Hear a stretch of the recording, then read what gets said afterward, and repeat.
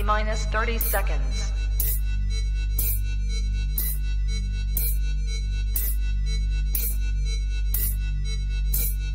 T-minus 20 seconds.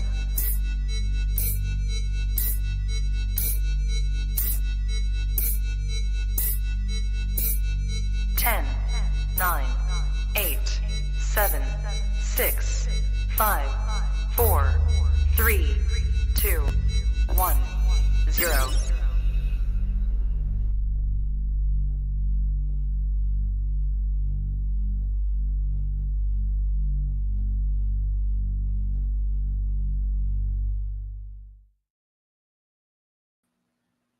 Trap Talk Reptile Network, the coolest reptile network in the world. Welcome to Trap Talk with MJ, episode 506. We got Will in Trenton from Exotics Unlimited tapping in.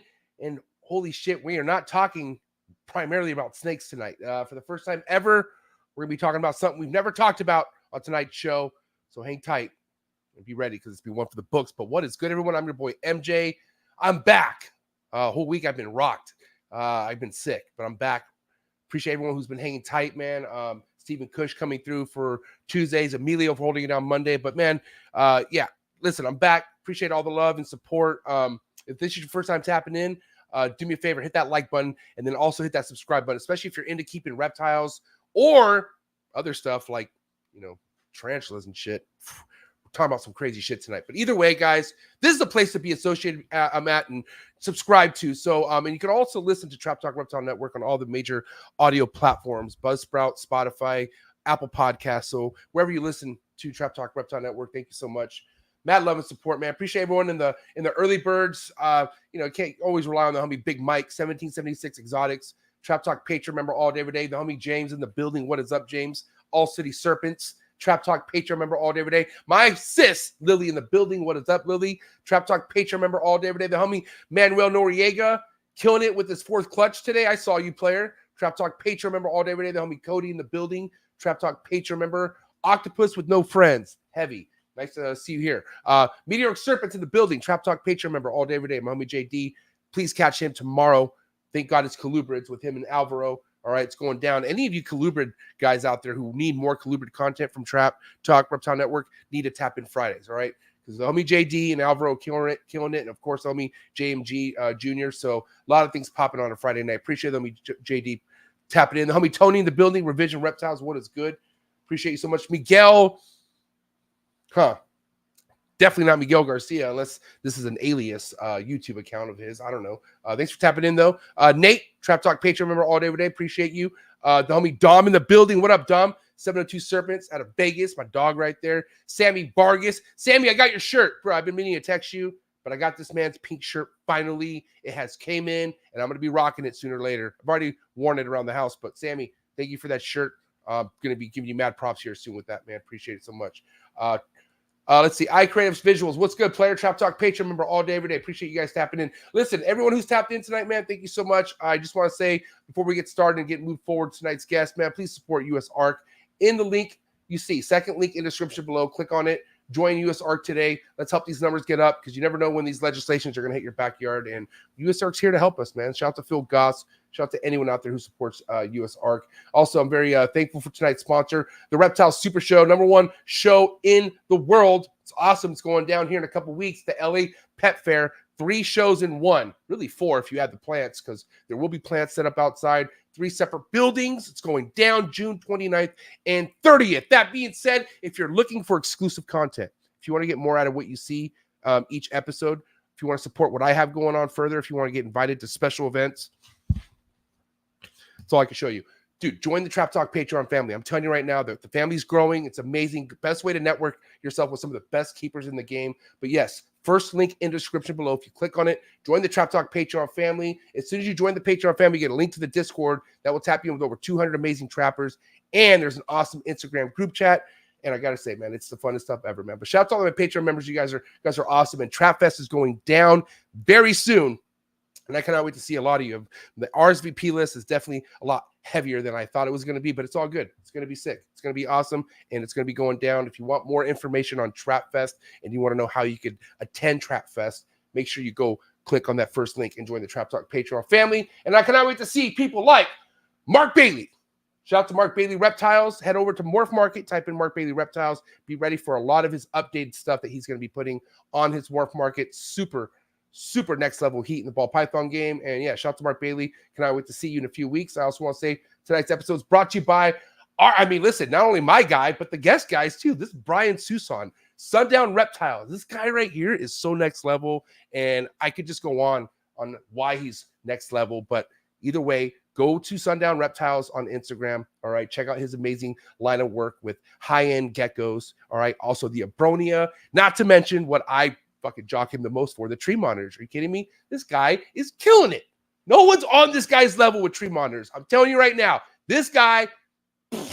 And if you want me to prove that, go to my other YouTube channel, the Trap Reptile Vlogs, and look at the vlog I did on Brian Susan's place, and you'll see where, and mind you, my biggest itch right now is tree monitors. All right. And what's awesome is Wes, one of the guests, just had success hatching out tree monitors, so tree monitors where it's at. All right. So Brian Susan, it's my dog, SUNDOWN Reptiles. And you can find all this information that I'm saying in the description below. I know I talk fast and everything, but yes, go check them out. All right. SUNDOWN Reptiles. Also, shout out to what you see behind me, my 3x2x2 PVC design enclosures by Focus Cube Habitats. #1 design PVC enclosures in the game.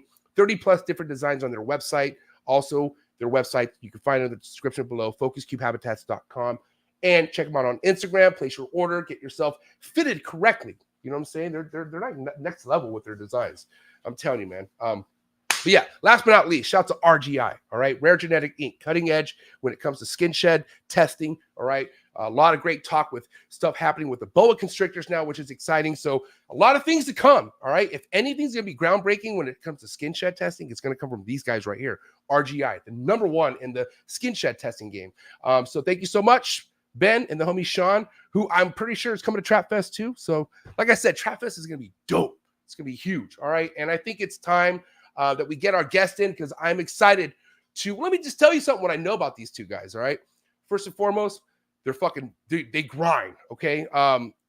Why these guys just went ahead and got a Thursday night slot, mainly because, I met Wes. All right. But then Brian Susan had quite good things to say about these two guys. But then I also kind of felt that vibe in person when I met Wes. All right. And I've heard a lot of good things about Trenton. This is my first time actually talking to Trenton as far as getting to know him. So we're going to do this all together. And you guys, I don't know. I think we have a lot to learn. First and foremost, because like I said, we're not just talking about snakes tonight. All right. They have a website where they make crazy sales on a website, which I think we're going to tap in on that as well and see how we can make this more of a cleaner type, more business where it is fun, keeping what we love to keep, but we're also sustaining a business out of it, because the lazy people aren't doing good in this game right now. Let's be real. Facts. All right. The fuckers who vend and sit on their phone and they sit down most of the time, those type of people, yikes, they're not doing it. They're hurting right now. Okay. But not everyone's hurting. That's what you guys need to understand. If you look deep, there's people out there grinding, making things happen. And it's these two guys tonight. So I hope you guys are ready. All right. But it's time. All right. Do what you got to do to get your mind right. Do what you got to do to stay hydrated, because it's episode 506. Wes and Trenton, Exotics Unlimited, coming at you right now. Let's go. Good.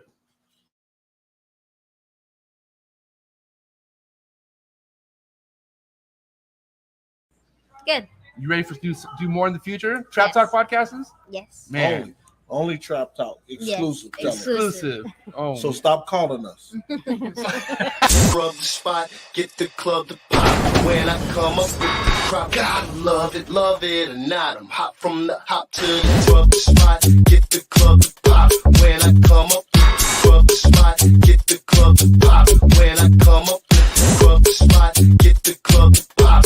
When I come up with the rub the spot, get the club to pop. When I come up with everybody, we do it. Everybody, we do it.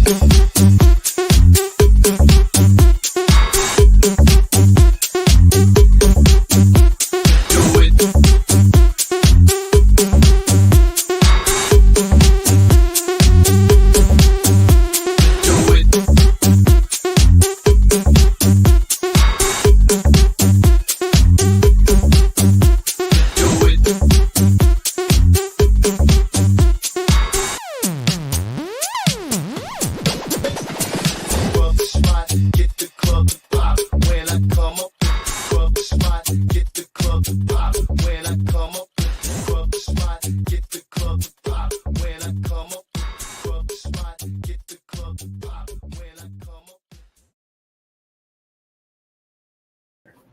And we're live, episode 506. Wes and Trenton, Exotics Unlimited. What's up, boys? Hey, what's going on? Nice to have you here. Thank you. Thank you for having us. Yeah, dude. And Will, it was awesome meeting. I think I keep calling you Wes. I would it's name, but Will, dude, like I said, it was an honor meeting you, mainly because, like, all right, you guys know Brian. You know how I gave him quite a bit of flowers, as I always do. Which is deserved, right? Am I tripping when I say that about Brian? No, right? No, that's one of the reasons that, I think we really mess with Brian, and, he's one of our boys that we have a lot of respect for each other, and he does things the right way. And that's kind of how we try to do stuff. Yeah. So, and I feel like I do have, like, I like to say a lot of good stuff about everyone, but I feel like Brian does not go out of his way to talk about anyone unless he fucking really has, like, true belief in them. You know what I mean? And like I said, he told me, MJ, you got to meet this guy, Will. All right. He told me Trenton wasn't going to be there, but he told me you were coming in town in North Carolina, which, by the way, beautiful place. North Carolina was breathtaking, as I was telling Trent earlier. But yeah, he told me what you guys were into, right? Which, correct me if I'm wrong, you guys came across an opportunity to start making sales happen on a website where it's anywhere from spiders to certain species of lizards, and there's snakes, but it's something where you guys are dealing with sales on a constant basis all day, every day, or something to that standard. Correct me if I'm wrong. We've been doing this. We've been keeping our entire lives. So literally since we were like 5 or 6 years old, we've been obsessed with animals, and we were blessed to have parents that would allow us to actually keep. And it's kind of been a growing passion over the years. Yeah. And we can get down into the details, but that's it's kind of turned into this wonderful thing where we're able to have a positive influence on the industry and keep animals we love and share them with people. So that's kind of what it's turned into. It's been amazing. Yeah, because I do know you individually have your own passion for what you guys work with. And so that's why I already know there's going to be a point where I'm just going to need Will one-on-one, and I'm going to need Trenton one-on-one. You know what I mean? Because I'm sure you guys have so much you would want to talk about as far as what it is that drives you in this game. But as a together unit, you guys do work together, and let's kind of go back to when that started. Like, when did you? And if you don't mind, whoever phone that is, can you put that on silent? Just because sorry, that was my laptop. There's people with sensitive ears out there. I'm just saying, you know what I mean? Sorry about that. And this is the kind of show that's in people's living room, big screens. You feel me? Like, this is a big popping show right here. So we just don't want to scare grandma or anything. You feel me? Yeah, no, we understand. No, but anyways, yeah. So whoever wants to take it from, like, you guys looking at each other as cousins, because you guys are cousins, right? Right. Yes. So, when did that all start, where you guys are looking at each other like, fuck, we could do this together if we want, I think, we just kind of, we were both just into animals, and I think it was something very natural. And I think that, it kind of sets us apart just from a lot of hobbyists, because it's very, very young age. Like, we've always obsessed with, like, I was specifically obsessed with, like, creepy crawlies. Like, I would go out in the yard and find these things, and then Will, can you remind me the name for, like, a spider? Because I know there's a term for it. I always forget. Can you remind me what it is? What are they called? Arachnids or something? Is that what? Yeah, there's arachnids that encompasses, like, many groups of invertebrates, but there's megalomorphs, which is what tarantulas belong to, and then there's another, like, tarantulas are separate from megalomorphs. So it's basically just like prehistoric spiders, for lack of a better term. And that's always been your thing, like that, like, more than anything at the reptile, it's been about those for you, is what you're saying. Yeah, well, so it's turned into a lot of tarantulas and megalomorphs. Specifically, tarantulas is what I'm primarily, like, expert in. That's, like, my expertise. I'm not a scientist by any means, but that's kind of what I dabble in personally the most. Mostly just because of the ease of care. And I could really, we can go back into the whole backstory of how, like, the brand evolved, but essentially, so if you want to dive into that, we can. But going back to your initial question, like, where it all started, I think it kind of was just a slow progression, and we're keeping more and more things over time. Trenton, I think you bred your first animals at 8, right? It was the first. Yeah, I think I was first having babies born from stuff that I, like, caught and collected, and I think I was 12. That was the first reptile breeding, and that was flying geckos. Wow. And your parents bred at all? Like any of your mom or dad like were into breeding reptiles, or is this solely your guys' thing that you caught on? Yeah, I mean it was mainly us. I mean, it's like, I mean, me as a kid, like with the snakes, my dad kind of fed it because he knew that I loved dinosaurs, and then that kind of fed into reptiles. And then like if he was out mowing and saw a snake, he would bring it in the house, and I'd keep it for a week or two and then let it go. We'd like go to Petco and get mice and feed it. That's neat. And like he saw how much I was into it, and so it kind of, you know, at one point it kind of became like a little family business, but it kind of has dwindled down. It's me and him running everything, and they basically just enabled us a little bit when we were younger. So and I guess everything kind of changes or becomes, I guess, like real life serious shit when you brand yourself, right? Because that's when you're trying to become a business, or you are becoming a business. So when did that become something you guys established, and what motivated you guys to want to go ahead and become a business? So this brand was, we came up with Exotics Limited in 2020. I think it's 19. Well, I think 2020 is when we launched our website. Yeah.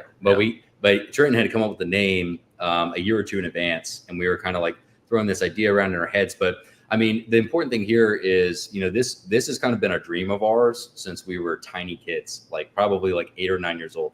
And the version of that when we were small was like this animal sanctuary. You know, we grew up watching all the Discovery Channel and messing with all these animals and keeping these cool pets. And we're like, hey, you know, it'd be amazing if we could have this like animal sanctuary and have like a zoo essentially. And it kind of evolved over time because we had to make some pivots, because it's really hard to just start off in a zoo and make it your living.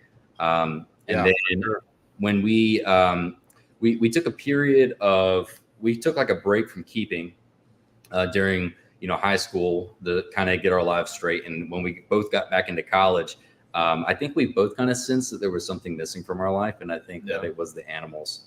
And I really felt, you know, I needed something. So you were to start with your first, the thing that got you back into it in college was one of those milk snakes, right? Yeah. So I think it was like senior year of high school. I was like, I want to get back into snakes. Like, you know, I miss it. So like I got an albino Nelson's milk snake. I was like, I'm gonna pick something simple, pretty easy to care for. You know, like I think it was my first milk snake, but you know, we had probably kept probably 40 or 50 species at that time. And I was like, this is fun. So then I, you know, started going back into different species. Sand boas I was really big in before, so I went back into sand boas. And that kind of built onto that. And then he's a year older than me, so like we were in college and we're not big partiers, so we're like, well, let's work in our free time and enjoy the animals. So I mean, let's be honest. Like, we do know what we do becomes work at some point, but it doesn't feel like work. Like when you're digging through all this stuff and you're seeing it thrive, and you know, you taking off, dude. I mean, you feel like you want to be in a part of it. Like it's addicting. You know what I mean? Yeah. And also that's why so many young people like yourselves and Stephen Cush, and I could just go on, some of the young guys that are just killing it in the game. You guys are differently breeds. Like you guys are built different. You know what I mean? Like there's certain priorities that aren't the same for typical guys your age, right? Because I know when I was your guys' age, bro, oh my God, I was. I'm so glad this came to me later on, because I just had different priorities, and I fucking love to party, and I love to like fuck shit up. Like I fucked a lot of good things in my 20s. You know what I mean? So, but when I got into the reptiles, everything changed, man, because it was like obviously just like for most people, it's very therapeutic, right? And it's calms you, and I'm somebody, it's hard to calm me down. As you can see, I'm pretty high strong. You know what I mean? It's just like, it's my personality and how I am. But when I'm in this zone and stuff like that, I feel like I'm not really there's no reason to be high strong about anything. You know what I mean? Like I feel like I'm calm, and so, but yeah, it changes everything. So I can't imagine. And I feel like what's awesome in your guys' situation is you guys had influence on each other, right? Because, I don't know, like let's just say one didn't have one or the other. A lot of friends have the influence of what you're into. You know what I mean? And so I just know where I was at in my age, where I lived, like partying was in and like doing all this other, and I still had reptiles, but it wasn't like, oh, let me think business wise, not even close. Yeah. Like I was, you know what I mean? Which why I'm like, man, I love talking to people like you, because first and foremost, you're the future of what we're doing, right? Like you guys, how old are you guys? I'm 25. Fuck. Yeah, and I'm about to be 24. So okay, so I got over 10 years on you guys. I got 13, 14 years on yeah, we're young. So you guys are seriously like that next generation, if not the generation right now that's coming in, that's going to have the hugest impact, right? So another reason why I thought it was important to bring you guys on is because I do know you guys bend quite heavily. Like you guys grind, like you guys, any opportunity you guys get, you guys take advantage of. So let's kind of turn into like, you know, I want you to tell the story, either Will or Trenton, as far as like how you were able to get your hands on a website and really get things rolling out and stuff. Because from when I heard at dinner that one night, Will, that's kind of what sparked everything and took off. So can we get to that story when that happened and who that person was and all that stuff? So basically, I am the guy that has the artistic vision for the website. So I built everything that you see on our website. I didn't code it all from scratch, but basically used the Shopify interface. And so all of this is me. Many hours of work every single week to maintain this monstrosity. Right. It's been, this is like, I couldn't even tell you how many generations in, but we started on Wix and we moved to Shopify, and I like Shopify a lot better. But when I started, this whole brand kind of started from just us being able to fund our passion. And so when I did get back into keeping pets, I wanted something that was a little easier to keep. And that's why I started with tarantulas. And I just fell in love with these temporary natural beauties that are just so stunning and so easy to keep. It's much less stressful. It's a little cheaper. You don't have to have like all the lights. Hey, like Will, like right now, I have fucking anxiety looking at this shit right now. Just so you know, like I'm trying to be a man right now. Yeah. But this shit is fucking freaking me out. You have a fear of spiders? Big time. Yeah, dude, this is why I don't talk about this, bro. Like I don't, but I don't hate them. I just don't, bro. This fucking freaks me the fuck out. But I'm just letting you know I'm good. I'm just telling you right now, bro. I might need to get a brown bag, bro. Okay. But continue, because this. I mean, I will say I get it. They're not in front of me. This is pictures. But this is like this fucking Halloween looking one, bro. What is going on with that thing, bro? Like what's like that thing? Top middle or the top left? Yes. So that's a true spider from the Mediterranean. It's a velvet spider. So God. It is, they are only going to get about 1.5 inches. They're really cool spiders because they don't really need water. They get a lot of their moisture from food, which is different from tarantulas because we really focus on tarantulas, like keeping the soil moist, not too wet, but really just trying to make sure they don't dry out because they like to hide under rocks and things most of the time, specifically for the terrestrial species. But yeah, so back to your question with the website, I started keeping again. I was home for the summer. I would work all day and then I didn't really have anything to do at night. And I loved keeping tarantulas. I was like, I'm going to get into this. So I had an opportunity to get a small collection from someone and I was like, I can just sell off what I don't like. And I was messaging people like 6 hours a day on Facebook Messenger, and they were just blowing up my phone. It was kind of consuming my life. I had to have something to kind of take the pressure off of me messaging people all day. So I was like, okay, I'm going to make a website. And yeah, we made a website, our first generation, many years back now.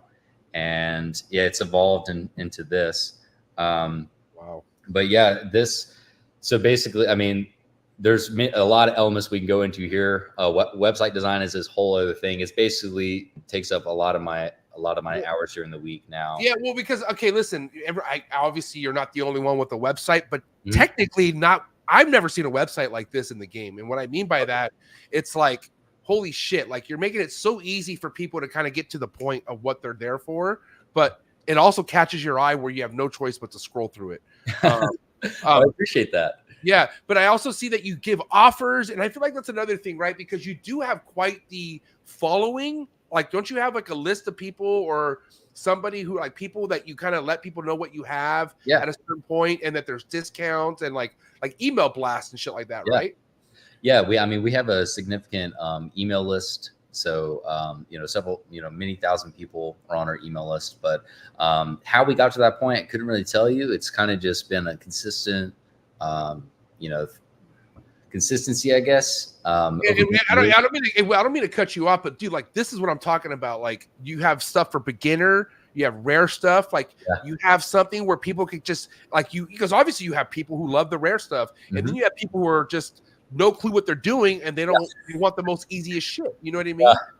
Yeah. I mean, it's the whole goal that we have, and really the main reason we do shows is kind of just to bring more people into the hobby. And it's a lot easier for people to trust a brand when they meet who's behind the brand, and also to know that we're basically professional hobbyists is what we call ourselves. We have the same dedication to our animals, but we do it as our job.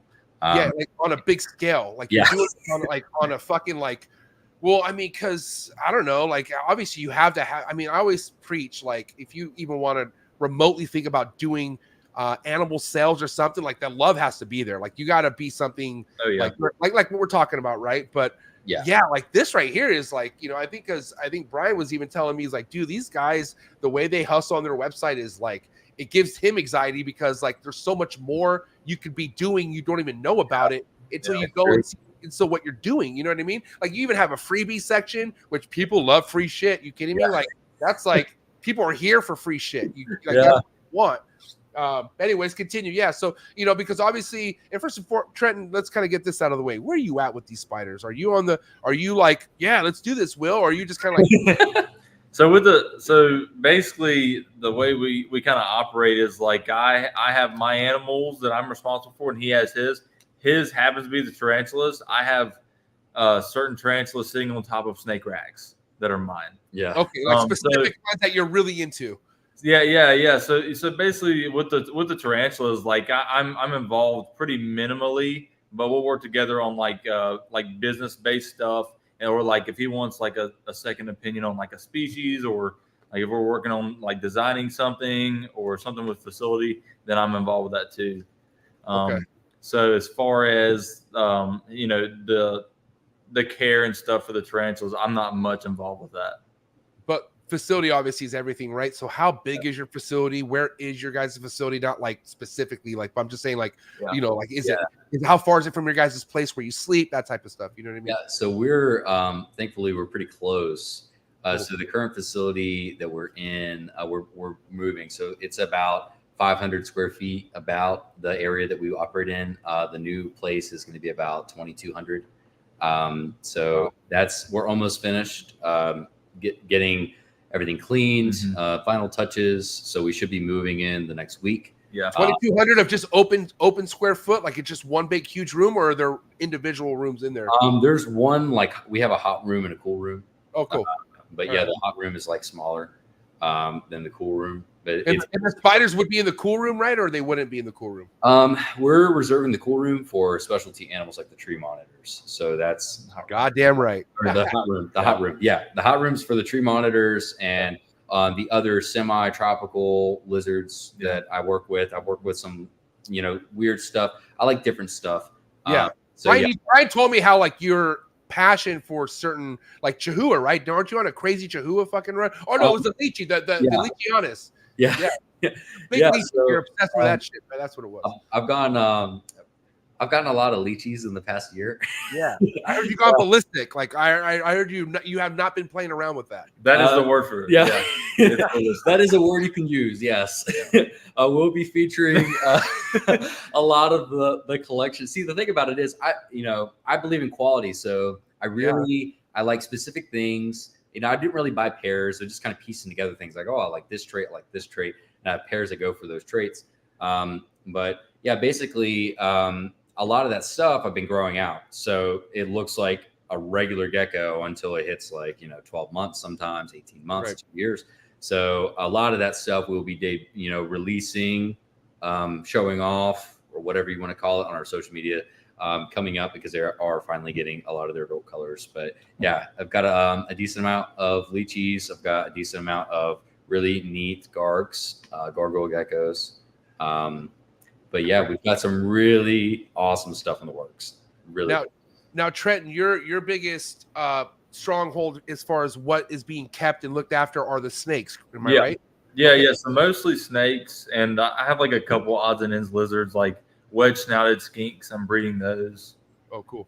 Are you familiar with those? I'm not. I know of some like the popular skink species, but I haven't heard that one. I can't. Well, if it's popular, I don't like it. So I like that. I like that. At least common. So like they're like, have you heard of a sandfish skink? Like they just dig in the sand. They have a pointed snout. Yes. So they're basically a subspecies of sandfish. They're long and slender, and their legs are basically super minimal, like little nubs, and they give live birth.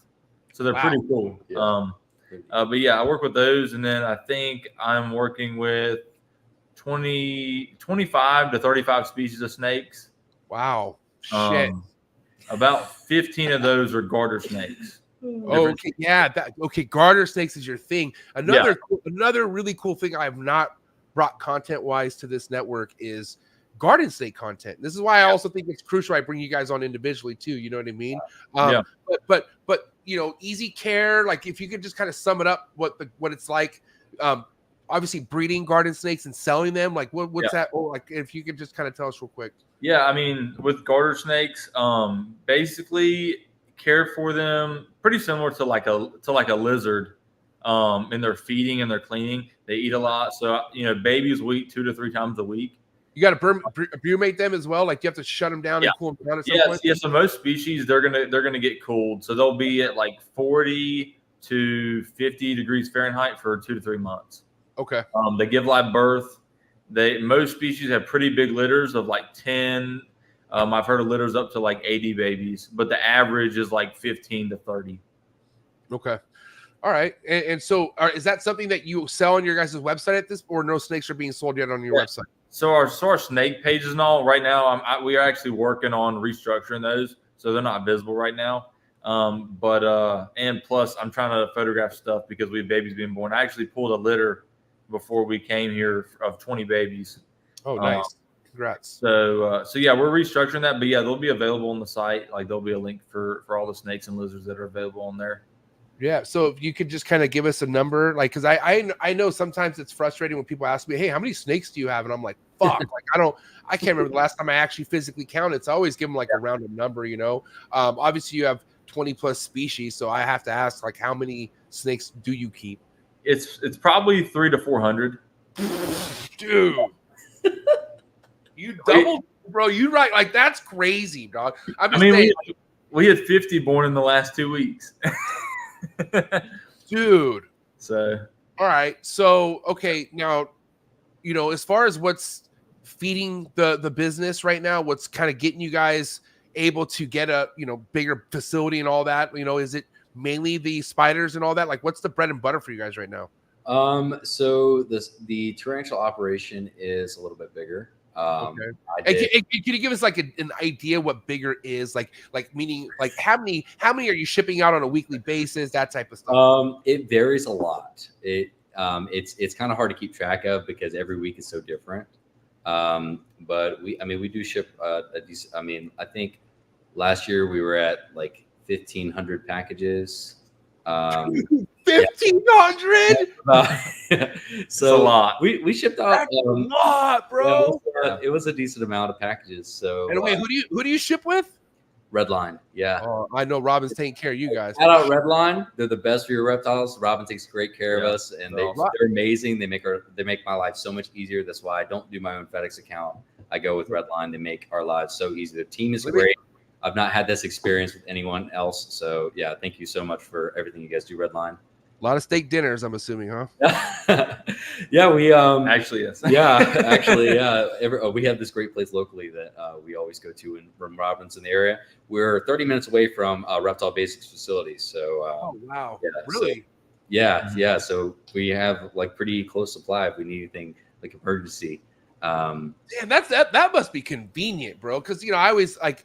Obviously, when you need specific reptile stuff, you go to Reptile Basics. That's like my one-stop shop for all that stuff. If I ever need if it's heat tape or whatever I need, right? But man, to kind of be there, like And you know the guy, so you like, is it like something that the public is it's open to the public or no? Yeah, It's not open to the public, but yeah, we do. I mean, we've been there, and they know us. We toured their facility, and That's cool. We met their team. Yeah, it was. You got animals in there too, or is it just stuff? They have a handful of things, I believe, but Okay. yeah, I think it's just kind of it's just personal snakes that they keep around the shop. Right. But I actually Frank Patinella, he works with the team over there, so he's my mouse guy. So I see him every week. So Nice. Oh, okay. I didn't want to ask you. Obviously that many snakes, there has to be a lot of fucking produce going on. As far as food. So you don't breed no rodents yourself. It's all from a guy.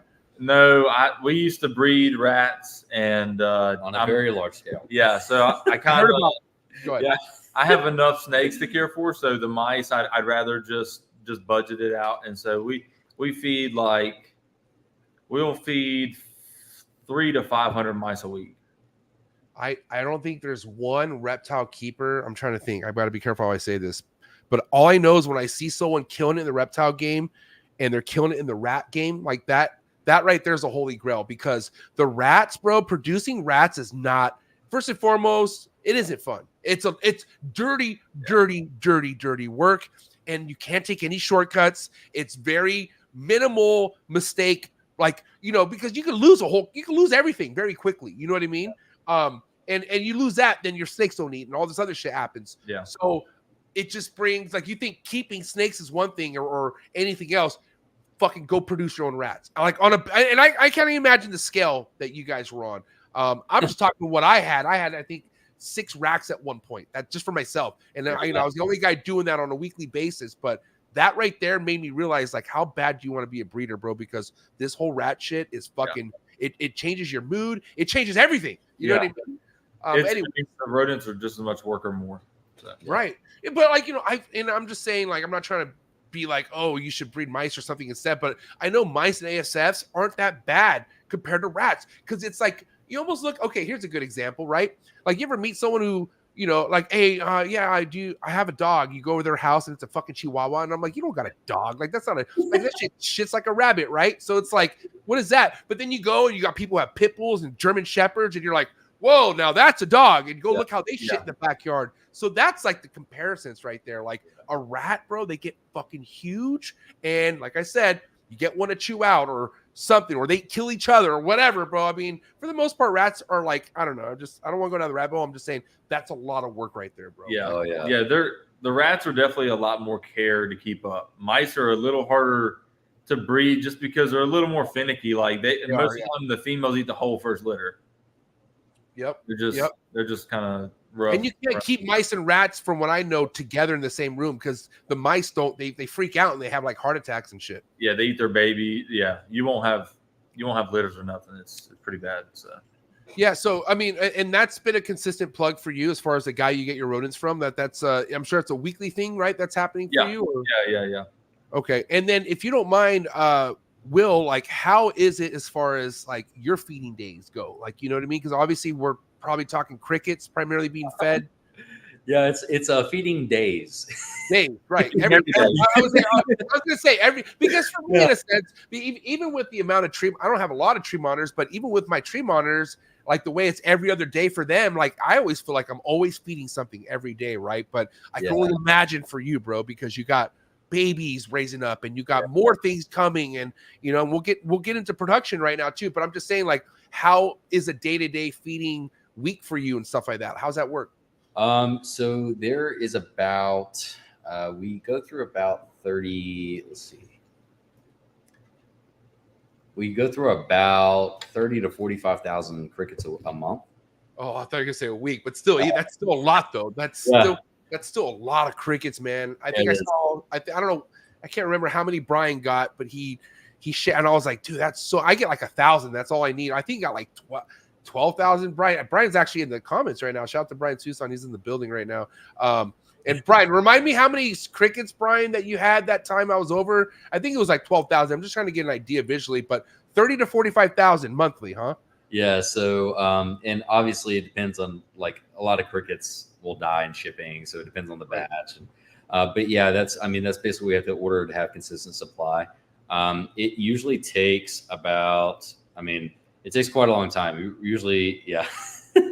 Yeah, so Brian's used to a lot of crickets as well. Yeah. But yeah, I mean, it takes a few days to get through all of the feeding each week, and we only feed half of our stock each week. So there would probably be like 50 to 60 man hours of feeding each week if we did just the invertebrates, and then we have like the geckos and the tree monitors. So we have a lot of feeding to do. Yeah. But yeah. But that's your thing, right? Like, or do you help at all, Trenton, with the feeding with lizards some, but it's mostly them. Yeah, so I have a helper. He comes in and helps me, and he's amazing. How long you've had this helper for? Well, he's been coming around part time, but I mean, we've had help like in and out for the past like year, 2 years. But we're getting to the scale now where we really do need to have more full time people. So we have this guy. He comes in, he's full time, and we'll have like 2 or 3 more full time people come in to accomplish what we really want to do. Yeah, and are these people experienced at all, or are they like kind of just? I'm just curious, like what's been working for you guys as far as finding the right suit of people to take. There is nothing you could ever do to prepare for the volume of tarantulas that we keep.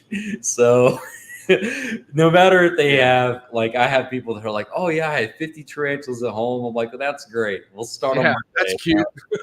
Yeah. And then, we have like, a whole wall of tarantula slings and juveniles. But yeah, I mean, we have to train them on how we keep our stuff and how to keep it the correct way. It's actually my best people have actually not kept anything, right? Believe it or not, because it's a clean slate. You know what I mean? It's a clean slate. Yeah. Something about it, I think they have just like they're going through the process, learning themselves. But literally, if they're learning from me, because I personally train my people, so if they're learning from me directly, I've found that it helps a lot. Yeah. And the most talented people that we've had in our shop are people that have never kept what we are working with, and then we train them from the ground up, and they just become amazing. Dude, that's what I'm talking about, man. I mean, fuck, Brian has some good help. I want to say most of Brian's helpers, and I was like, dude, these guys are awesome. Like, I feel like, you just got to find people who aren't really keeping, but they just love them, and they maybe kept at one point. But obviously, I think you got to take shots here and again, and I'm curious, where'd you inquire from? How these people inquire? Like, do you know them outside of the pet trade world, or like, how did you meet these people? So the guy that is here now, he actually is a local guy that made an order, and he's like, hey, are you guys hiring? I'm like, actually, yes, we are hiring. And that was kind of luck. The other person that we had was actually a snake customer of ours. Yeah, cool. Orders. Yeah, she now works she's from Raleigh. She commuted. Believe it or not, this woman's a trooper. She's amazing. I have no bad words to say about her. She came from Raleigh every day for like 2 or 3 months. So that's a 3-hour round trip. Wow. Yeah, every day she did that. She's amazing. So when she said that she couldn't do it anymore, I totally understood. And we have a friend in Raleigh that just opened a shop, Flora Fauna.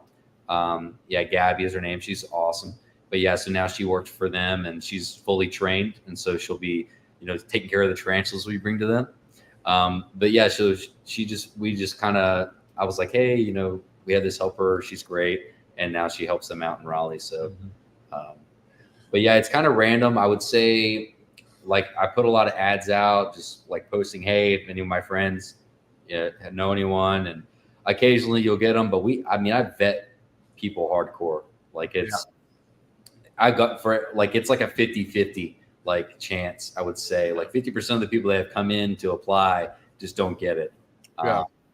Listen, it's almost a sad thing sometimes, because that's like the norm of the whole entire hobby. You got people who come into this heavy and they want to be good, but they just don't got it. And what I mean by that, it's like, dude, there are certain attention to detail, quality, like personality habits you got to have in this. Like, you almost, like, OCD needs to be like something that you might have, but this will apply to it in a good way, because you got to pay attention to certain things, I feel like. And mainly when it comes to breeding. I think keeping, you could get away with a lot of neglect. I really do. But when it comes to breeding, that's where the true, like, okay, how much are you really fucking focusing? And that's where people really disconnect. And I've only known this because I've gone to people's collections and I've seen like, I don't know if you guys ever heard my, I'm very like heavily on like frequent water changes. Like if you can change your snake's water, like I always talk about that, mainly because I had a PTSD fucking, and when I first got into this, I went to somebody's collection and noticed like a bunch of shit in the waters. And I remember asking them like, why don't you change your water? And they told me because it wasn't a Wednesday. And I was like, what? Like, so you're not going to change that water because it's not a Wednesday? And that stuck to me. And I'm like, that's fuck. I was like, fuck that shit. Like, because I'm only putting my head in the snake's brain and be like, dude, how could you, like, imagine if you just want to drink water and you're like, well, my shit's still in there. Fuck, maybe I'll come back tomorrow. Nope. Yeah. What day is it? Is it Wednesday yet? God damn.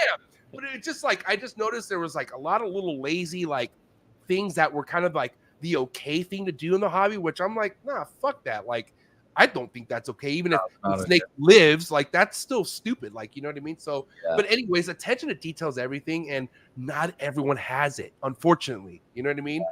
And it's hard for people to accept sometimes. Some people will just don't care and they'll just continue to be a piece of shit breeder. But you know what I mean?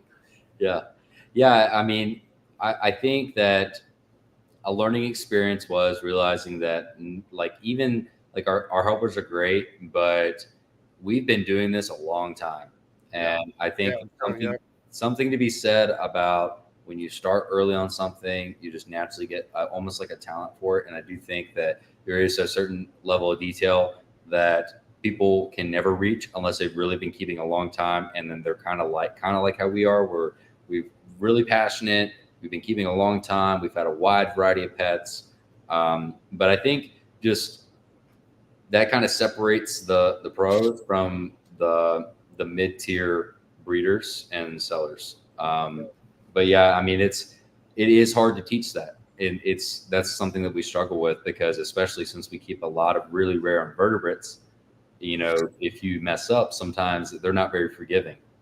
Like guys, I have people come in this room and be like, man, their eyes light up and stuff like that. But let's just say if they wanted to work in this room, I have a hard time believing they're going to want to look at this stuff like it's theirs, because this shit, like, these are like my children, right? But like when you don't own it, and that, you don't really understand how important this shit is, I feel like. And I don't expect people to, because this is my stuff and I obsess over it every day. But my hugest thing is like letting go and like, okay, I believe that this person's going to take care of it like it's theirs, even though I feel like they're not, you know what I mean? Because it's not theirs. And, and I just, I something I really want to get over someday, but I kind of overly obsess on how I take care of my animals. And like, man, can I trust this person to do the same thing? Like that's where I'm at with kind of handing some stuff over. Cause I'm not there yet, but I do know like at some point, I'm going to, help would help. You know what I mean? Yeah. But when can I like get over my little thing with it? You know what I mean? Yeah, I think the best thing you can do is, I think the best people, we build our team, and like specifically like for my helpers, I don't take anyone that doesn't fit into the ecosystem that I'm trying to create. Right. And I don't accept people that are just here to get money. I really am trying to make an atmosphere of like not only caring about the animals, but where people are like self-improvement is a big thing, because that's something that we live by. And if you're always getting better and you can work as a team, like that's kind of the mentality that we bring. So it's not just we're trying to get our animals taken care of. We want to have our animals taken care of and have a great atmosphere to be in too. And so that makes it even more challenging. But that, again, it goes back to the quality. I feel like it's very tempting just to hire somebody off the street and say, hey, feed my stuff, because I don't have time. But we would rather do it ourselves, even if it puts our personal lives a little bit more strain, just to make sure it's done correctly, than just to hire like subpar people. And so that's kind of it. You can't really teach that attitude either. It's something that has to be learned, I think, through trial and error and maybe some hard lessons. But that's kind of where we're at with as far as like helpers. Right. I think it has helped a lot, because when we don't have those people that are super negative, that are bringing the morale down, that are skipping steps because they just don't care. Like everybody cares that we bring in to help with our stuff, because we want them to take care of our children too. Like we treat these like they're our personal pets, even though we have a lot. Yeah, and things that are personal, sometimes you take personal. That's all I'm saying. It's like, and I just feel like, man, like, I don't know, like, I almost feel like, what is that thing it's like that clip that Trump goes, he goes, "You're a lightweight. Don't talk to me. Like, don't talk to me like that. You're a lightweight." And I feel like even when my wife comes in here, she goes, "Hey babe, do you need some help?" I just look at her and go, don't talk to me. Like, I don't think you're prepared to like go through my training program because I'm fucking hardcore. You know what I mean? But it's all in my head too. You know what I mean? I mean, honestly, that's great. And I'm pretty hardcore too. I mean, like, I'm nice, I'm not rude, but the things that I say, I'm honest with these guys. I'm like, look, You gotta be. this is like with invertebrates. The thing about it is there's not really medicine for invertebrates. Okay. There's very limited medical stuff. So if your care is not correct, sometimes it does, like, by the time that you realize there's an issue, it could be, there's a certain point that they reach that they, and this is very dramatic. This is just when you're being negligent or doing things the incorrect way. It's so easy to keep, but like, for example, if you let it dry out too much and it goes to molt, it can die in its molt. Right. The consistency with the care is all it needs. And literally, when I say consistency, we're talking about once a week. Right.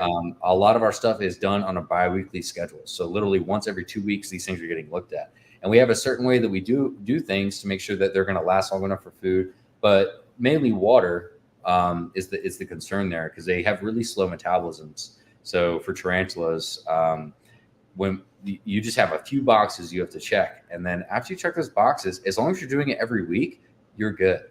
There are some things, we're working with live animals, okay? Things can happen that we just don't know anything about. But the things that we really focus on with our helpers is trying to help them identify what is acceptable, what is not acceptable, and being there when they are going through those beginning stages has seemed to help a lot. So being there every day, and kind of watching them, like, not like a hawk, not being rude, but saying, hey, just kind of watching what they do. Yeah. And seeing where their mistakes are and holding their hand, basically. Yeah. And you really do have to, but I mean, when you want it done the right way, you have to teach that. Well, I mean, isn't that how you get a returning business too? Like, isn't that how you have someone who only wants to do business with you because you became their mentor in a sense, and now they feel comfortable giving somebody like you their money? You know what I'm saying? Yeah, for sure. And especially like the thing that I kind of started with was the really rare stuff. So when we were selling, like, that was really my passion. I love working with really hard to find stuff, and so it's really daunting in that market, which is different than like the general market, because some of these animals are $300 or $400 for an animal this big, that if you don't know how to take care of it, you're never going to buy it, because that's very intimidating. Or if it gets out, fuck. Or if it gets out, yeah. Never. That's another thing, and I've had some pretty like crazy cage. Oh my gosh! Ideas that people are like, oh, it escaped. Can I get another one? Or I'm having issues, and they send me a photo, and I'm like, I posted free care sheets on our website so people could download it. And that's smart. Like, yeah, I mean, they're very detailed care sheets, and I think that's the reason some people don't read them, because I really dove in. I was like, this is not going to be your basic care sheet, because I can sum up tarantula care in like 3 sentences. Yeah. So I really dove in, and like some of the care sheets I made were like 6 pages long. Nice. But they were like, divided up, and I think some people just don't want to read, but they're very, very helpful. And I think that it's helped a lot. But yeah, I agree. Like, if you don't know what you're doing, it's going to show. And I think that's one of the things that we're working on, is trying to change the culture. There's too much of this, people not doing their research, or specifically with the content creation, there's too many people focusing on the entertainment and not being properly educated. And we study it. Like, we take a super scientific approach to how we keep everything we keep with the invertebrates. It's all in scientific lab vials. We like, everything's the same cage. Like, we have that like continuity. So we get it down to a science, and we study the ecology of the animals to see, okay, well, what is the reason that they're acting this way? We're not just having our opinions and up here making cool content platforms. Like, we're really studying. And so that's what another thing we're going to really get into is video like tutorials basically. Okay. Because some people don't people like to watch videos. Yeah, of course. A lot of people. It's like people like prefer magazines over, books. You know what I'm saying? They just Yeah. want to look at it. Yeah. So I think like what we're trying to do is much more than just give people pets and like help them succeed. We're really trying to work towards this culture shift of like the seller and the buyer. Like the sellers need to be more motivated to actually know what they're talking about and not just be motivated by the money, which those type of people don't last very long typically. And I think we're trying to encourage our buyers to really dive in and show them that, hey, there's this whole world of information that we provide for you guys. And like you should just tell all your spider customers, hey, go look at the ball python people. Don't fucking be like them, okay? All the people selling their racks, calling it quits. You know what I mean? Yeah, and I think I like I said, I think a lot of people don't want to read. If you look at each one of the items that we have on the site, I have on each species, I have like a little write-up explaining like what, basically generally about the animal, like a description of like their pattern or whatever. And then I'll have like their specific care, the type that they are. And then I have care sheets that outline the genera. So like, any of the descriptions, it kind of hypes up the species, tells what they're going to look like. And then I have like actual, if you go to, the care sheets, and then you can click on any one of those green links. Boreal, yes. Yeah. And I have even on that page, the genera. Cool. Yeah. So this is like really broken down, kind of explaining like the motivation behind it. And I included like the genera that the animals would belong to, so that it kind of helps people narrow down. Everything in the invertebrate world is Latin names, which is a little bit different, and it is a little bit harder for the new people to learn, but ultimately it teaches you a lot about the animals, because if you know the genus and you know other species in that genus, they're all going to be very similar. So you basically know the care of those the species in that genus, and it makes it easier to break it down. But we of course include the English names as well, so that people can kind of keep track if they're just getting into the hobby. That's fucking really awesome. I mean, I kind of like, because I think the best, because a lot of these people, it's their first time, I guess, getting their hands into something, and you do want the experience to be good, because that could really determine how long someone sticks around for, I feel like. What's sticking out to me right now, guys, is like you said, last year you did about 1,500 shipments, right? Was that last year? Yeah, I think it was about like 1,500 packages. So last year. One thing that's hard to do is keep people happy. No matter how perfect your product is, some people just don't want to be happy. So how many out of these 1,500 people were just like, fuck, dude, like the like customer service? Yeah, like let's like you know what I mean? Because it has to be. It's just like nature, human nature. Like you're dealing with a lot, I'm assuming, or maybe not. So there, I think a lot of there's very, very few people that are just very unpleasant. You can't appease them. Right. What I've found is most people are scared of shopping online because they've been scammed somewhere else. Yep. And the other part of the people that are aggravated because they think that we don't care, and they just assume that we don't care. Sometimes people have a bad day, and it is a challenge to kind of maintain your composure, because I personally answer all the emails currently that come through Exotics Unlimited. So I'm sitting there typing, and some of these people, they're pretty abusive to the customer service staff, and I don't tolerate that. Yeah, I just don't. And I'll politely tell them. And I don't, I think another issue here is that this is what we're talking about with the customer culture. In no circumstances should you be, abusing customer service staff, no matter where you go. There are actual people on the other end of these platforms that you're talking to. And if people are rude, I politely tell them to shop somewhere else, or to change their attitude. Hardly any retailers do that. I believe in respect, and that's a big thing for us. And we respect all of our customers, and of course, we want everyone to have a good experience. But we're going to do so in a professional manner, and we're going to do so in the correct, morally correct manner. And there's really no reason to be, rude in email. I have politely told people to shop somewhere else, like please don't return because we're not going to accept this.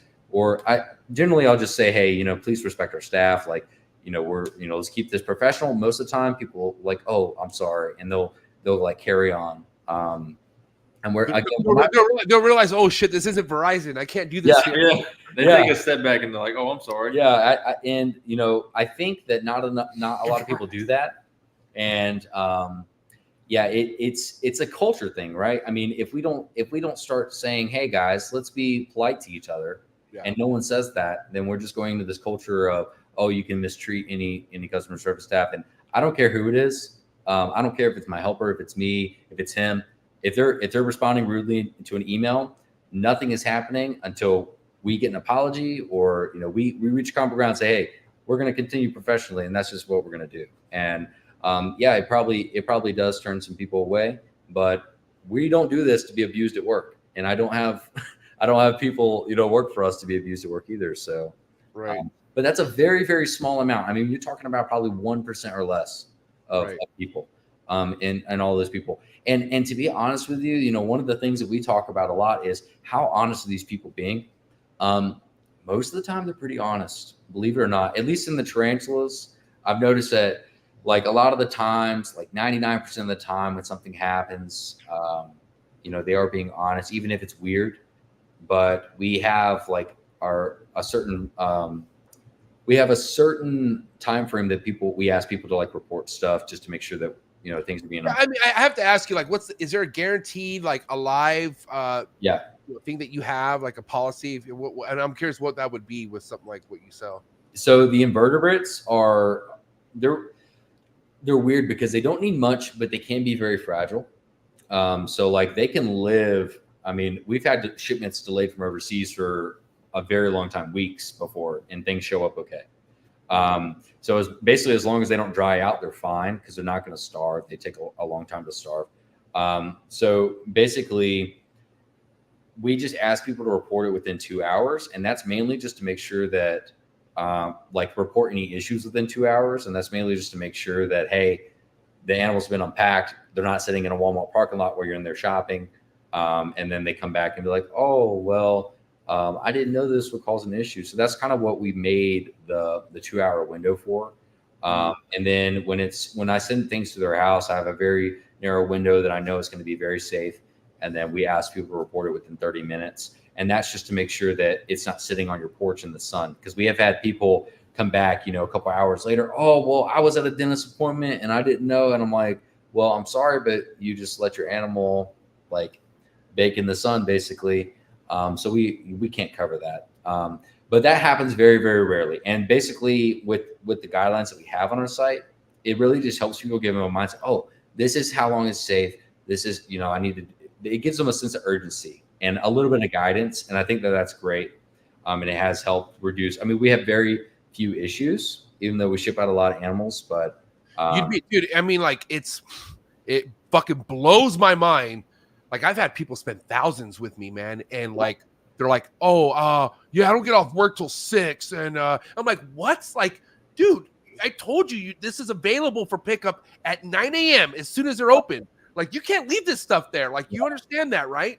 And like, some of them just be nonchalant, like, oh, I'll go get it after work or something. And I'm like, I don't give a fuck what it was. If it was just one snake, if it was a free snake, I'm there picking that thing up as soon as it's fucking at FedEx. Because the longer it's there, that's the most potential it's going to be just, oh, let's put this here, let's put it there, oh, let's kick this here, let's kick this there. Like, you don't know what the fuck they're doing there with that package, That's true.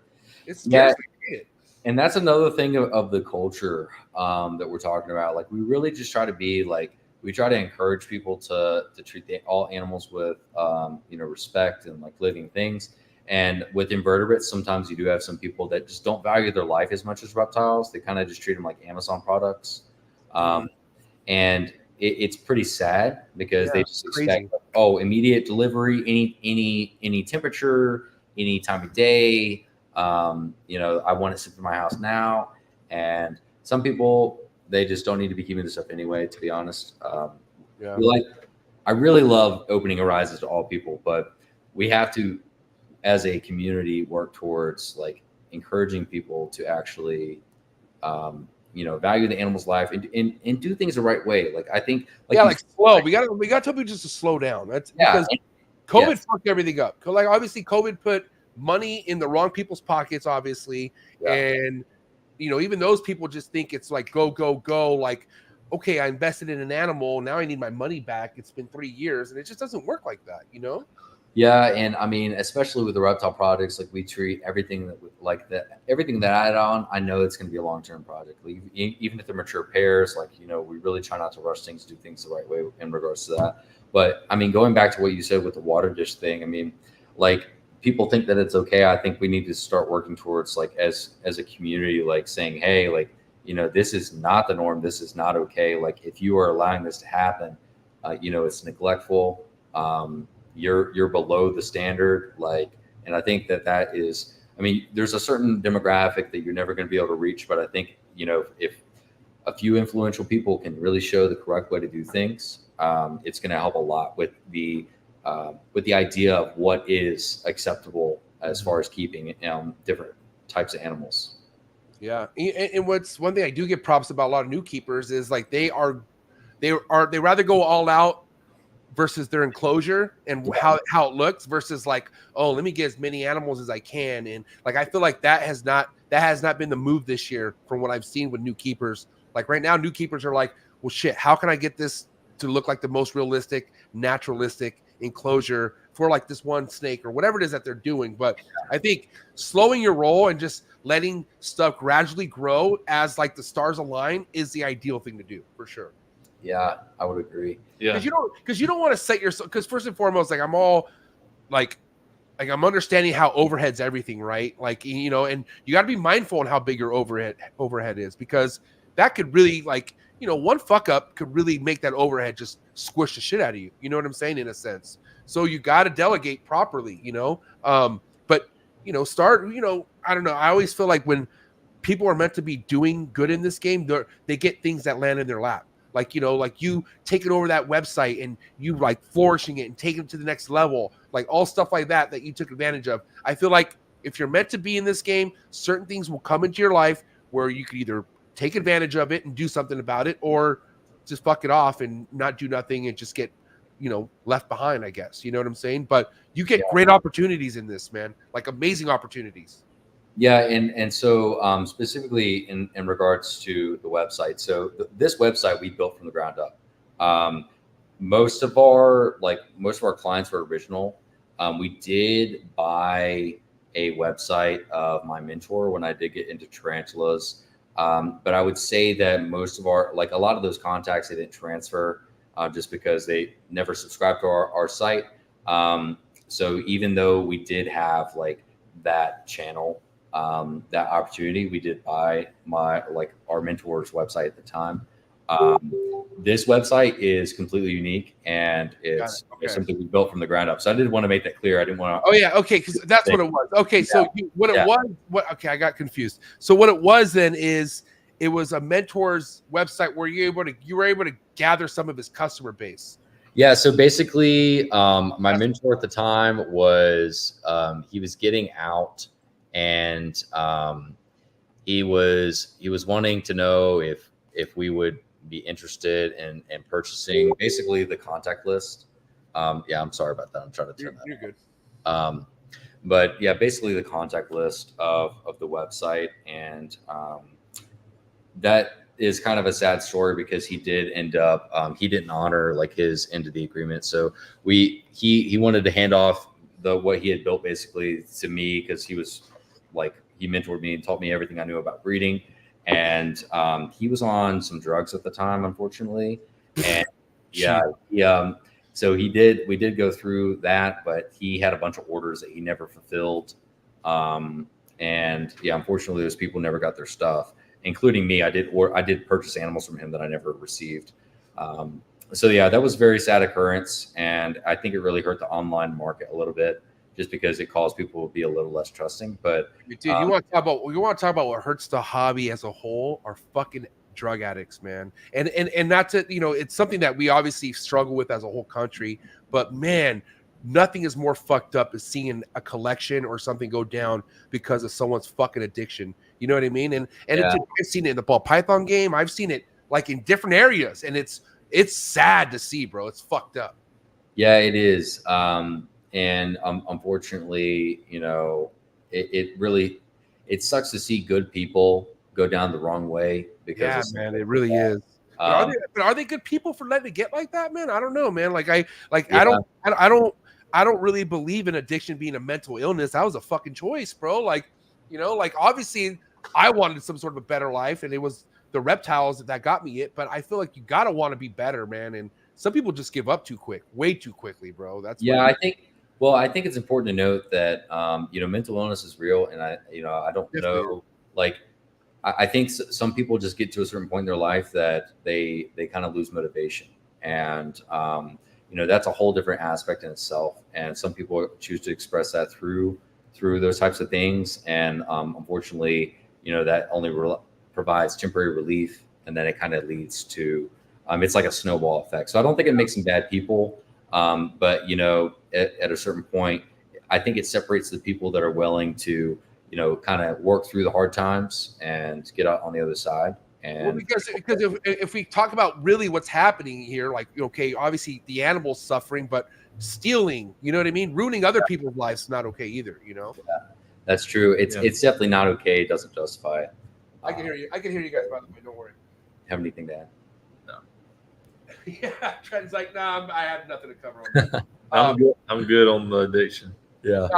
No, and I, you know, like I said, I just my biggest thing that stands out is, you know, the animal suffering, and there's obviously been enough content out there. I don't know how much you guys follow the reptile world, but you guys saw the content going on with that, you know, animal neglector that got exposed and stuff like that and stuff. You know, it's difficult to see the animal suffer is the biggest thing with all that. You know what I mean? For sure, yeah.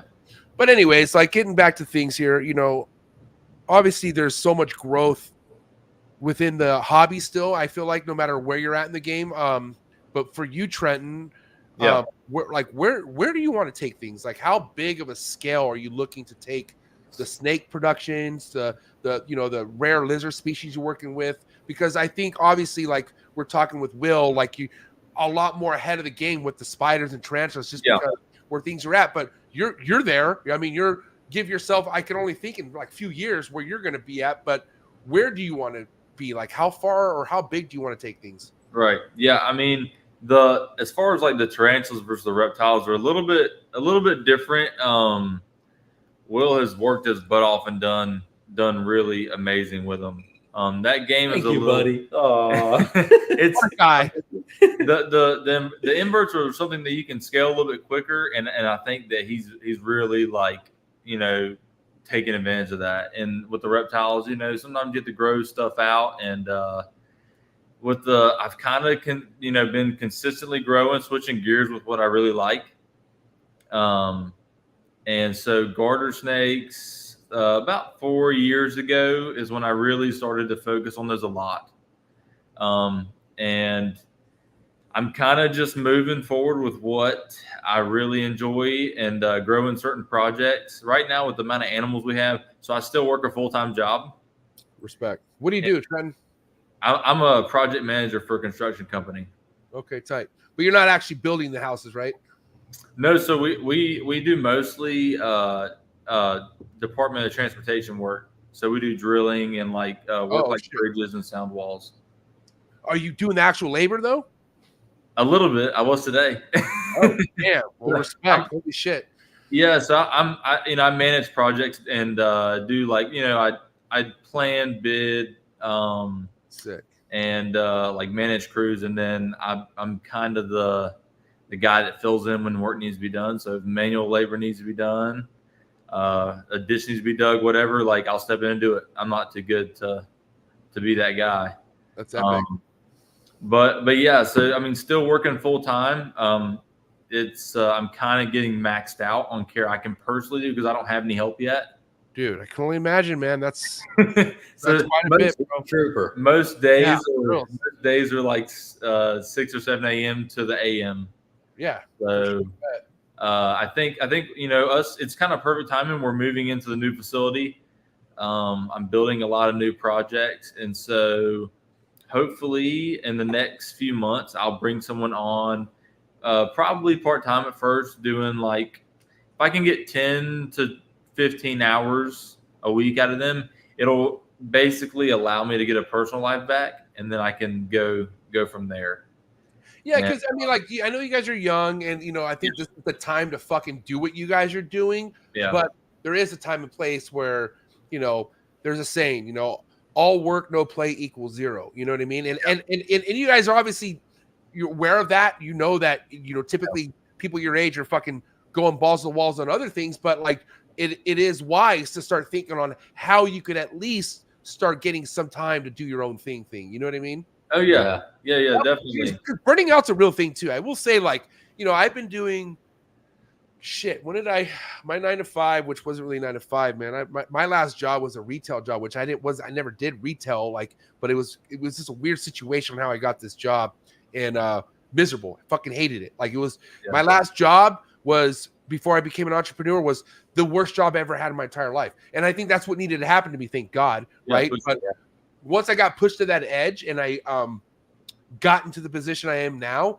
and now I get to work with all my reptiles every day, I could easily burn myself out, man. Like, because I've seen it. Like, I felt it where I become a hermit and I'm just like, go, go, go. And always, especially when I was building this shit. Oh my God. Like but it's easy to fucking just burn out the wheels, man. So you gotta find a way to lubricate them. Pause. Yeah. I'm saying, you know what I mean?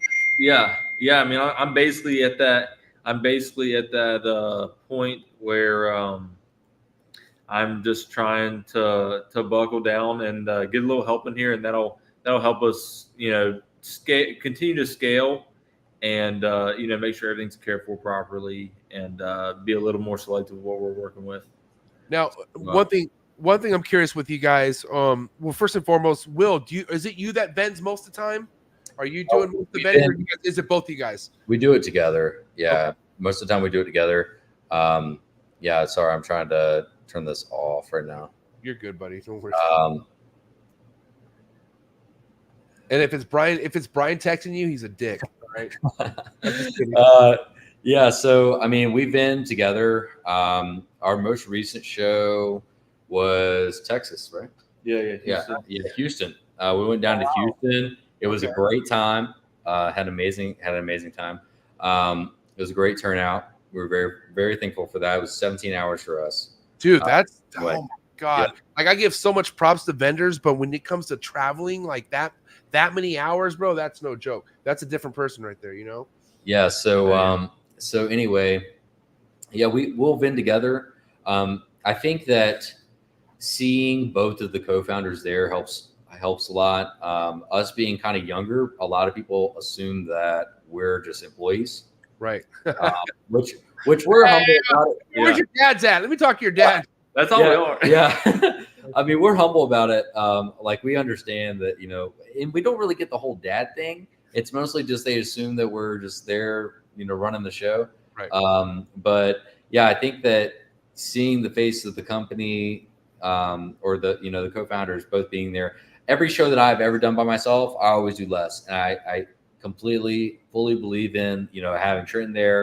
It makes my life a lot easier. And I think we also have a lot better time because we can kind of sit there. I mean, we're sitting there cutting up, like talking about animals we're working with. Like, we're just having a good time. Like, we love doing shows. Like, we really love doing shows, and we love meeting new people and getting new people into the hobby. It's amazing.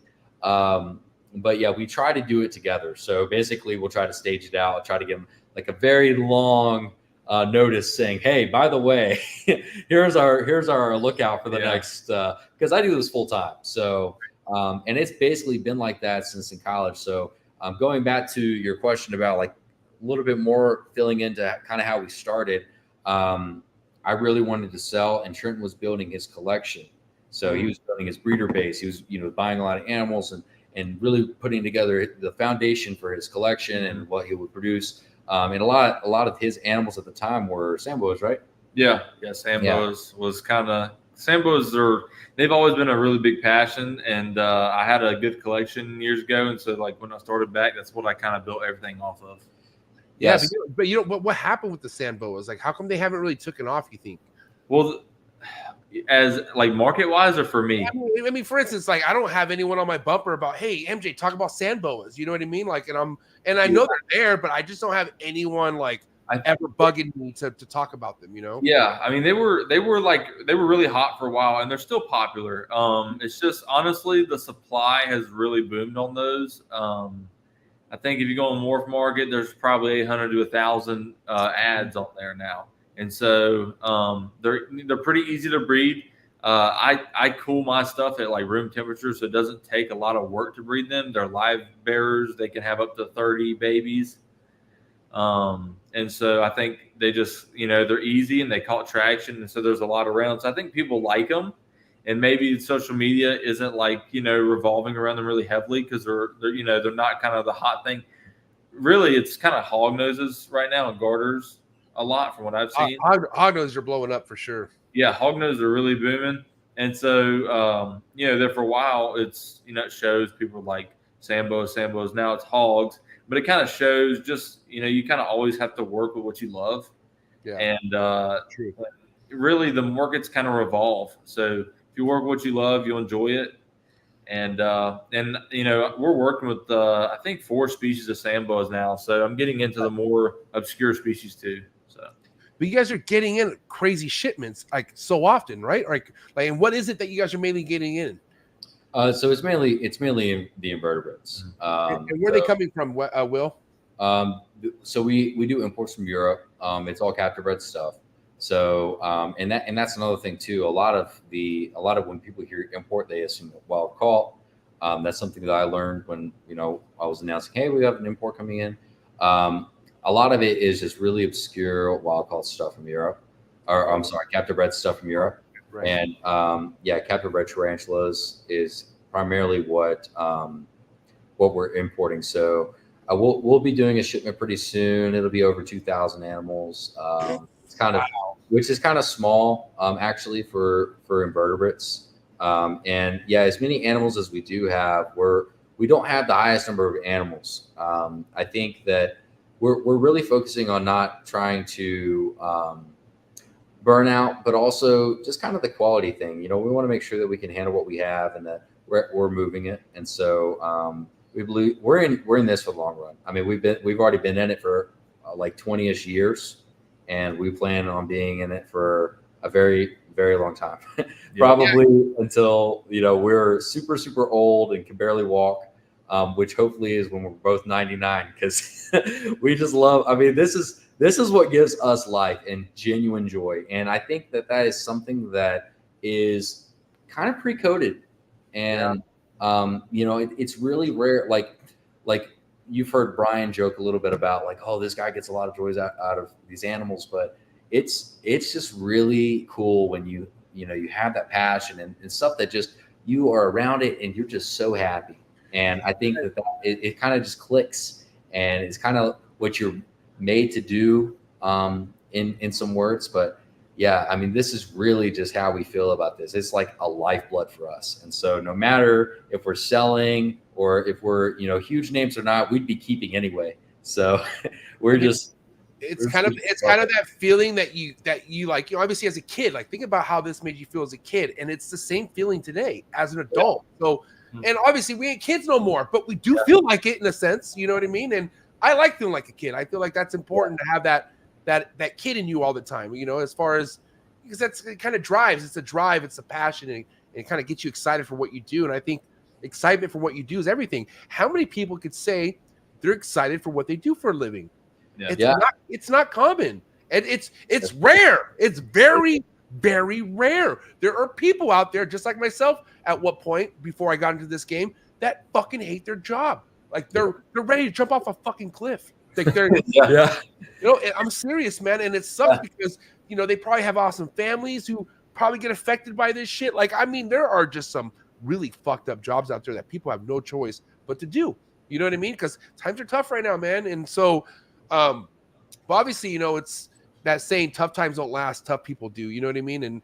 But you got to figure it out at some point. Like, here's the thing. Everyone has a story. Everyone has a hard situation at some point in their life. You got to figure it out. I'm sorry. Yeah. But no one else is going to figure it out but yourself. Like, you got to fucking figure that out. And that's what it comes down to. And it takes grit, bro. And when you want something that bad, that's why I am glad what made me figure it out was the reptiles, because I love this shit. I like you guys, man. It's I almost fucking freak out. Like, oh, like look what I have. You know what I mean? I'm sure you guys do. Yeah. You know what I mean? It's like, holy shit. And it only drives you to want to stay up late nights and wake up early mornings and just grind because you're living a fucking dream. You know what I mean? It really was. And I think, like, there's a certain type of person that will, really push themselves. And I think that was like what it was for me. So like I started like the invertebrate operation in the middle of college. I went to college and I got a bachelor's in engineering from Virginia Tech. So I was doing an engineering degree, working like 20 hours a week in the business, doing website design, answering emails, doing orders. And I really just wanted I was just seeing how far we could go. And then I graduated, went to work full time, and have just been kind of grinding ever since. In fact, I actually started on day 0. And the reason I call it day 0 is because I graduated I went from graduation that night, left, started an expo that night. Wow. And yeah, so literally like set up for an expo that night and started hit the ground running. So we grind, like Respect. it is, but I love it. Like I love going through, working hard and seeing something grow. And, it's just so great that, really, we feel like we're so blessed that we're able to do something that we love and that it's worked out. Like that we, as kids, we fantasized about it. We were like, how are we going to make this work? We didn't really know. And the only reason we really didn't keep working towards that goal is because we didn't see how we could do it professionally. Yeah, truly. Right. And so that's when we were talking, like we were young kids when we were talking about this, like, what, like 12, 13, like, I think we're eventually going to have to get rid of these animals so we can, work a job and actually afford to feed our families. Yeah. And it was kind of a sad realization, but that's really the only reason that we kind of really pulled back. That's one of the main reasons we did. Yeah. And I think that we realized that after we did that, because we both kind of did it at the same time, there was a huge hole in our lives. And just having these gorgeous animals and these bits of nature that we're able to, it's just so beautiful because it's temporary. And it's beautiful, but it's a temporary beauty. And it's a rarity to be able to like have a lot of these reptiles, tarantulas, especially tarantulas, because they can live a long time, but they're kind of fragile in their care. And so some of these really rare species, if you mess up, they're not going to live forever. They can die in a natural process of molting, and there's nothing you could do about it.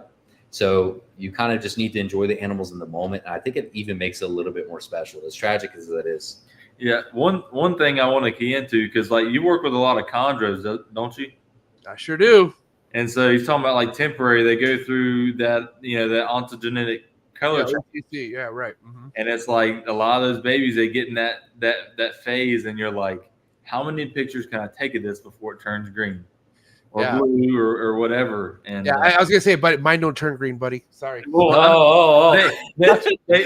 talking to a pro. They all have I'm just kidding. their own color palettes. But yeah, I don't work with chondros, but I know I have a lot of friends, including Brian, that breed them. And Brian don't give two shits. I don't like, bro. That's a back burner project for him, and his raise ups are so potent. Like he has some nasty chondros, bro. Like my jaw drops. I was so floored about so many things at Brian's place, but I couldn't get enough of the chondros, man. Yeah. And to him, he's like, I don't know. Do you want to feed them? I'm like, yeah, I do want to feed them right now. I want to feed him a rat, actually. Yeah. Oh my god! Yeah, you're right. Yeah, but you're right though.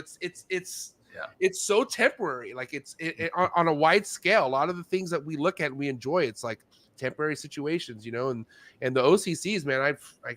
My biggest thing about chondros is like the prediction of where they're headed and where they're going, and the change overnight that it could happen with them. I just think it's something that's it's awesome to see in person. Yeah. But listen, I got a wrap up question for you guys before we get into some hot seat questions.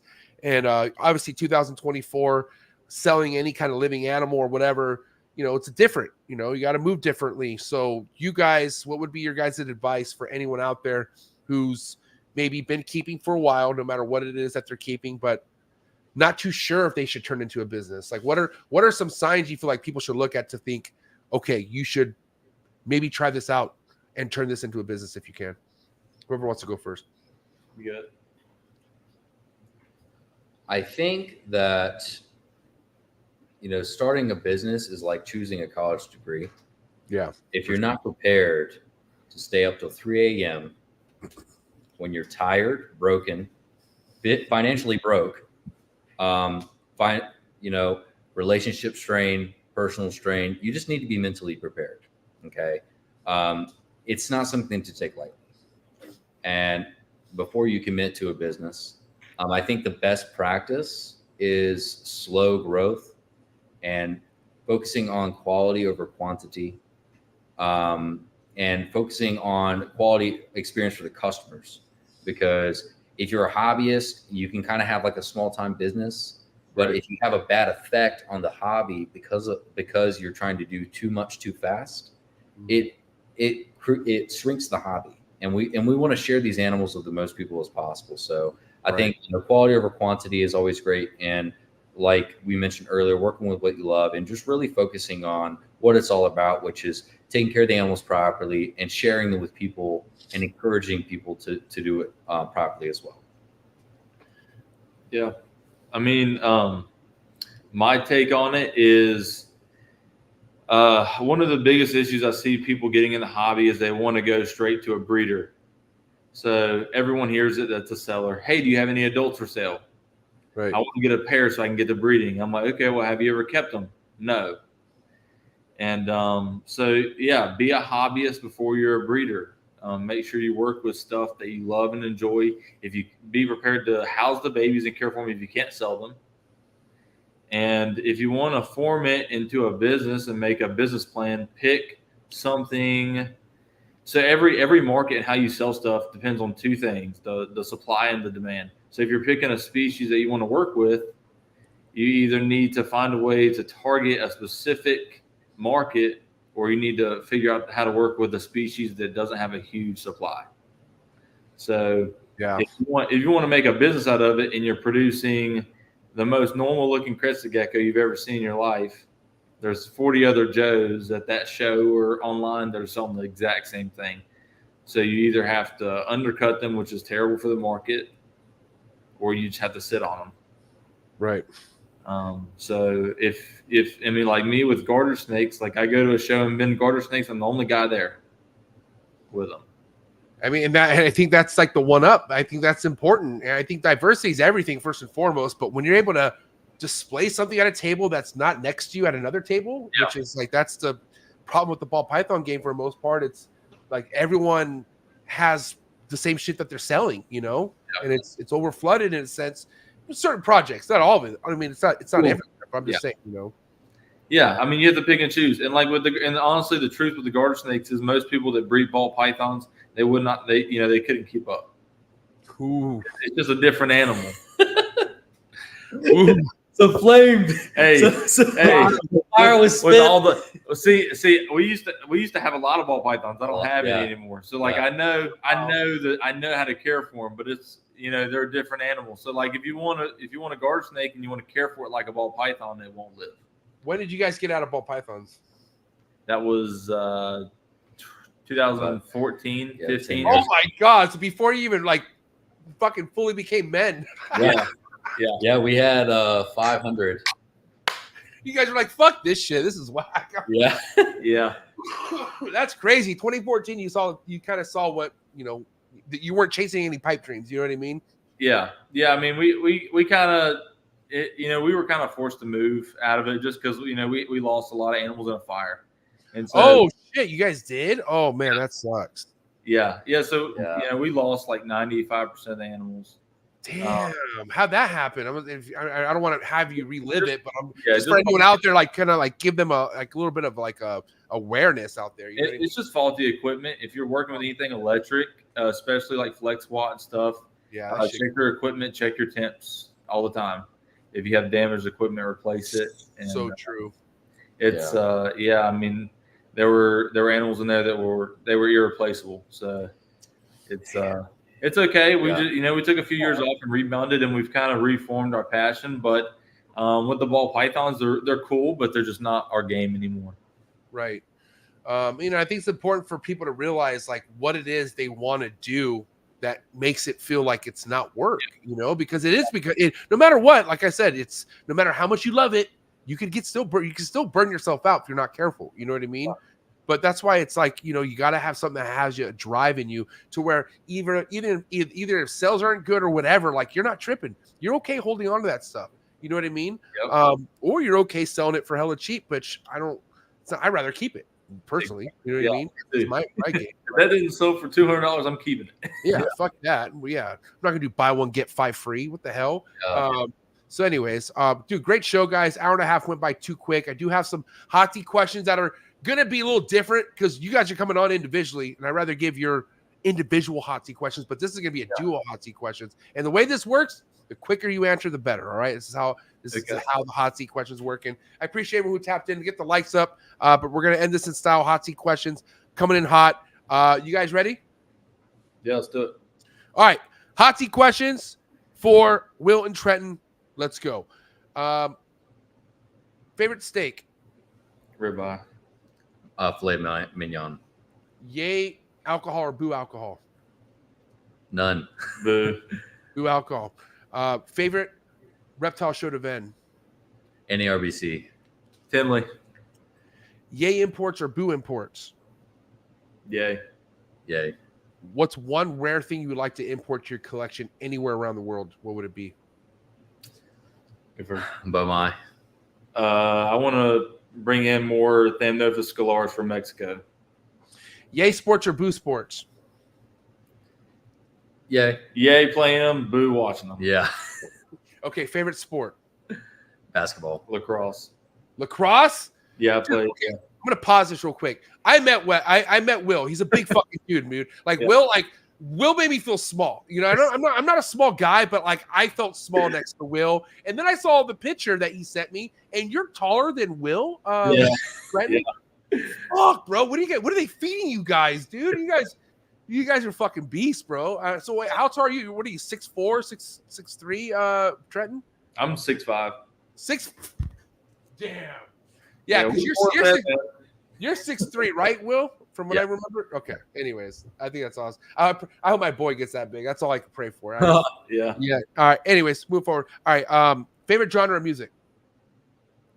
Alternate. Country. Okay. Favorite country singer of all time? Mine's George Strait. All right. For you, Will, Nirvana or Rage Against the Machine? Nirvana. All right. Respect. Little word association. Say the first thing to come to mind. Milk. Cow. Stuck shed. Snake. Dry. First time vending. Repticon. Raleigh. FedEx hub station. Greensboro. Instagram trolls.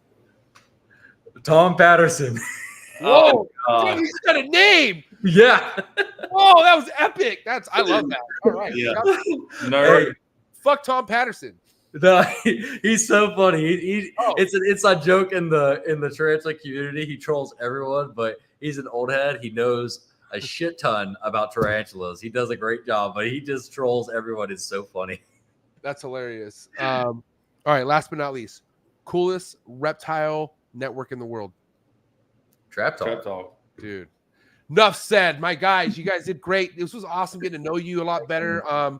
Both you guys, and I can't wait to hang out with you guys in the future because I partake Tinley's and all the other cool reptile shows, and I cannot wait to hang out with you guys and especially get to meet you, Trenton. I think it's going to be awesome. You guys are just really doing good, big things. And Brian was not, he didn't miss a step, man. The way he described and what you guys have going on, he fucking nailed it. So just want to say thank you for hanging out with us tonight. What do you have to say to everyone who tapped in and gave you mad love and support? You might have had some family members. I think I saw a couple people with the last name West showing you guys mad love and support tonight. So what do you have to say to everyone out there who just are rocking with you guys and want to see you guys do good? Yeah, thank you guys for hanging out with us, and we'll see you next time. Yeah, thanks guys for tuning in. Hit us up in the next show or check out our site. We're also on Instagram, Facebook, and TikTok.